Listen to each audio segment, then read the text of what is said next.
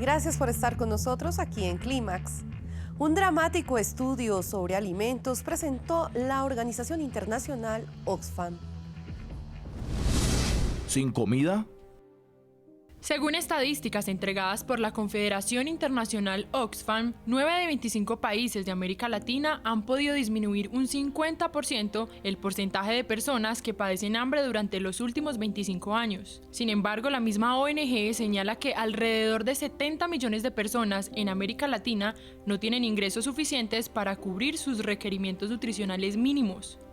Por su parte, CEPAL y la OMS aseguran que el 13,3% de los menores de 5 años de la región tiene desnutrición crónica.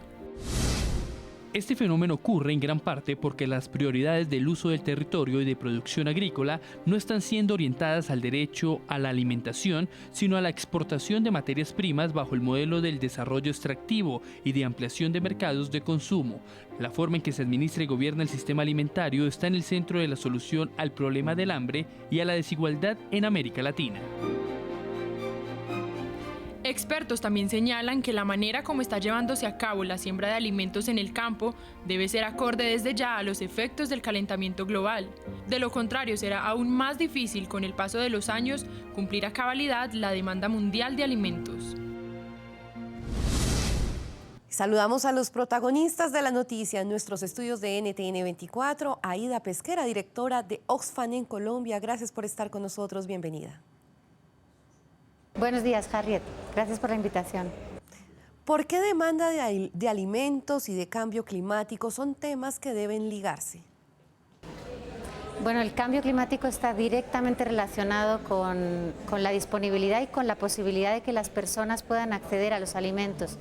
En realidad, pues como el nombre lo sugiere, el cambio climático lo que genera es impredecibilidad en el clima y mayor probabilidad de que sucedan eventos extremos, es decir, periodos de sequía más prolongados de lo normal, periodos de lluvia más intensos o más prolongados de lo normal.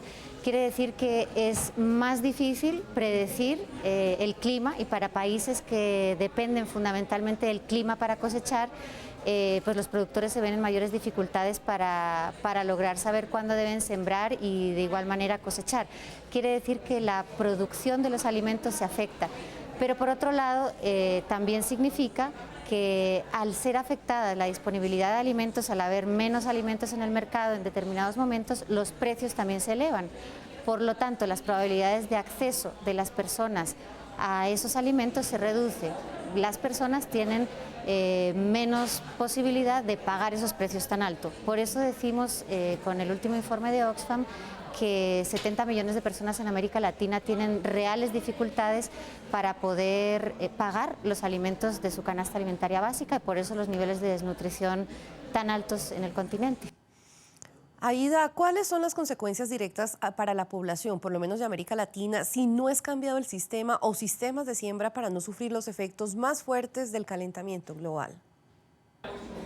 Bueno, básicamente uno de los impactos más directos del cambio climático, en particular en América Latina y en general en el mundo, es que la probabilidad de que el hambre y la falta de posibilidad de que la gente acceda a alimentos variados y nutritivos se reducirá.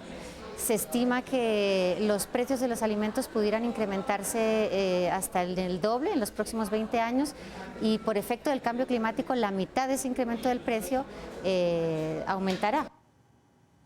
En ese sentido, ¿cuál es la propuesta de Oxfam para aminorar el hambre en el mundo? Pues mira, Harriet, hay varios ángulos que hay que cubrir. El problema es complejo, pero no es imposible de acotar. En primer lugar, es imprescindible reducir las emisiones de gases de efecto invernadero. Los países se han propuesto mantener la temperatura que no suba más de 2 grados centígrados, pero al ritmo que vamos en realidad se espera que en los próximos años se supere esa cifra realmente. Entonces es urgente reducir las emisiones, pero también es muy importante asegurar que los gobiernos de los diferentes países priorizan la producción de alimentos con tecnologías adaptadas al cambio climático y priorizan la inversión de tanto recursos institucionales como de tierras a la producción de alimentos. En general, en América Latina y el Caribe, la mayor parte de los alimentos son producidos por pequeños productores y por mujeres rurales. Entonces la inversión en la pequeña producción y en la producción alimentaria se vuelve fundamental, muy urgente. Aida Pesquera, directora de Oxfam en Colombia, gracias por estar con nosotros esta mañana aquí en Clímax. Muchas gracias, Harriet, por la invitación, muy amable.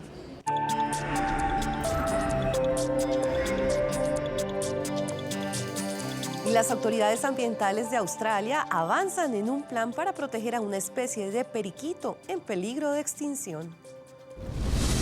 Periquito en peligro. Dicen los expertos que un virus podría poner en riesgo la existencia de los periquitos ventrinaranja, una especie de Australia. Esta ave, de nombre científico Neophema chrysogaster, es una de las especies de loros migratorios del mundo y algunos científicos creen que la población que vive en libertad es apenas de 70 ejemplares. Con el fin de proteger esta especie, las autoridades de Australia criaron en cautividad a unos 250 periquitos ventrinaranjas, de los cuales 27 fueron puestos en libertad hace ya casi un año.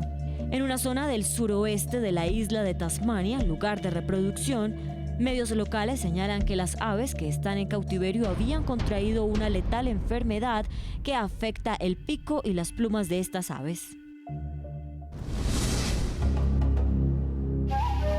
El Ministerio de Ambiente de Chile realizó una muestra fotográfica llamada Abejas nativas del Maule en la Universidad Católica. En el evento fue resaltado el papel que cumplen las abejas en la polinización de especies nativas y en los cultivos agrícolas.